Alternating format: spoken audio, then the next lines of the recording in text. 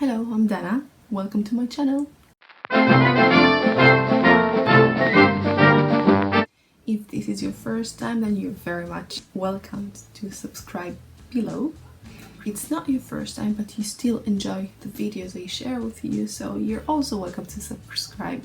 So today we're going to talk about the only dating boundary that you need to have. I want to say a few things about it before we actually dive into the topic.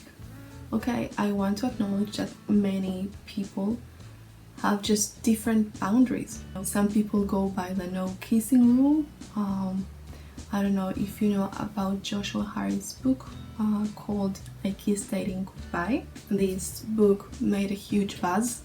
That was like, I think 1999, long time ago, but it actually promoted the purity movement. He is like one of the fathers of the purity movement.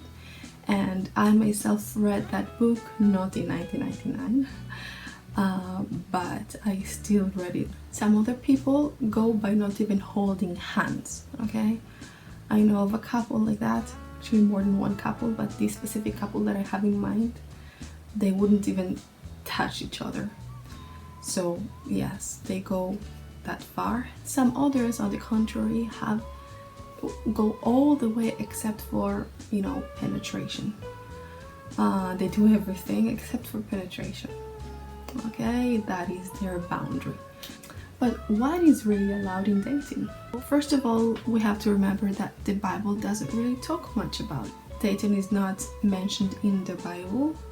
We know that in Bible times, the system was different. They were more like matchmakers, or rather the parents of the groom looked for a wife for their son, so the parents discussed the situation first, and then the children had to get married.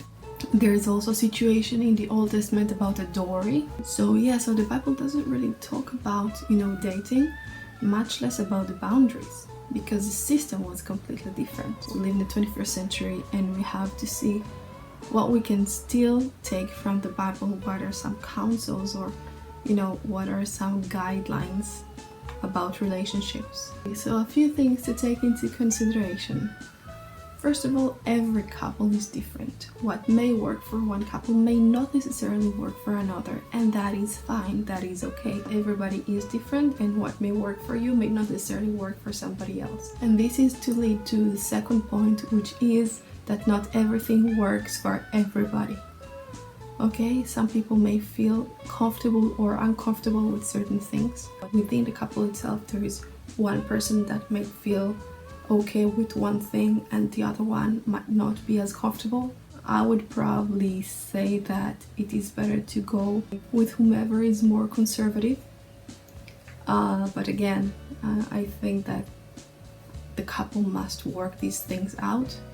And whatever the couple decides to do or not to do, they both have to be 100% in it, okay? They both have to believe in it. And yeah. Another thing to take into consideration is that there is actually a danger in following the rules of the purity movement of no kissing or no holding hands, or I don't know, different things like that. Yes, there is a danger in it. The danger is actually about idolizing these boundaries. Please don't get me wrong, it's not like I don't seek purity or something, no. But there's a whole thing, I think the center of everything has to do with God, with our relationship with God, and yes.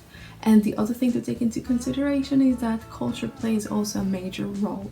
Now, I always refer to culture because, well, you might be seeing this video from different parts of the world, and you know exactly what are the cultural norms in your country. And this is not to say that this is right or wrong, but one thing that is okay in one culture may not necessarily be in another culture. It doesn't mean that it is or it is not a sin, it just means it's different. I want to talk a little bit about an experience that my dad had that really changed my perspective on boundaries in dating. I remember I was probably 18, and we went to this church. My parents were missionaries at a time, and we went to this church where there was a young pastor he was single. And then he had this friend that, he just jokingly asked my dad what would be the right boundary for him in dating.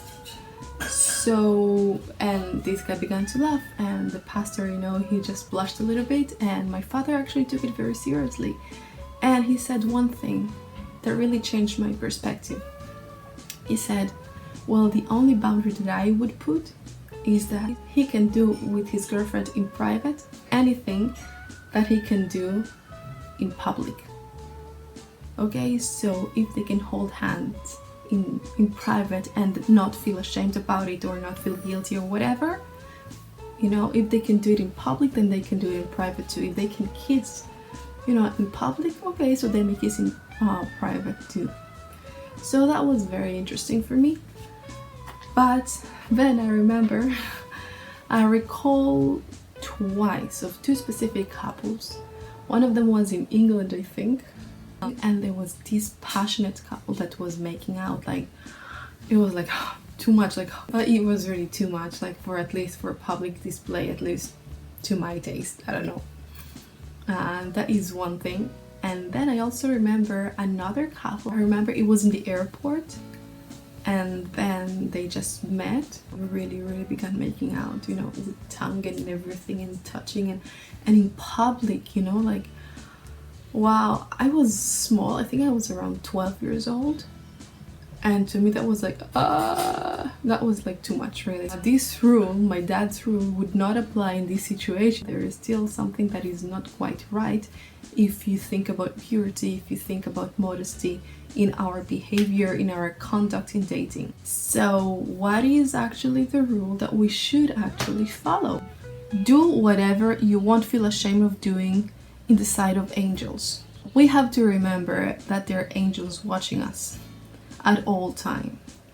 And many times I think that, well, to me personally, I think sometimes of different things that I did, and then I thought, oh, goodness, and God and the angels are actually watching it, that brings so much shame, so much guilt feelings. I think that what you can do is anything that won't make you feel ashamed and guilty, knowing that the angels are seeing your actions and they're writing down your actions and your thoughts and your feelings at that moment.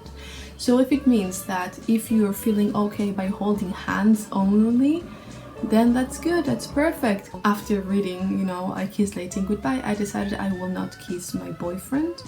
I think it was 9 months before we kissed. I remember during that time there were 2 or 3 times where my boyfriend, he actually wanted to kiss me. He knew of the rule that I had, that I don't want to kiss, but he still wanted it or something. So I remember one day telling my mom about this, and my mom got mad at me. She said, Dana, look, he's actually looking to communicate with you. Physical touch is also a way of communicating, and if you're kissing him, it doesn't mean that you're sinning. I thought, she's right.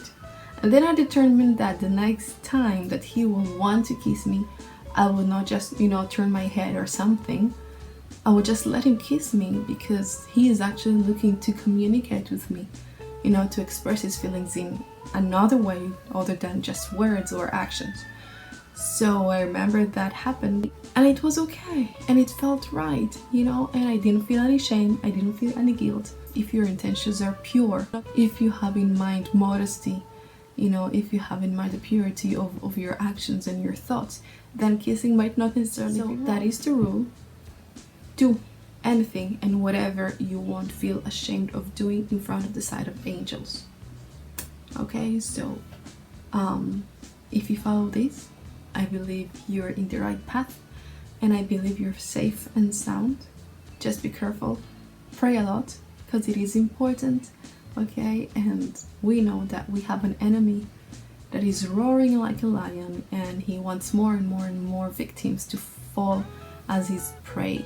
So let's just pray a lot, and yeah, keep safe. Thank you again for watching, and thank you for stopping by. Do not forget to hit the subscribe button down below, okay? And God bless, and see you next time. Bye bye.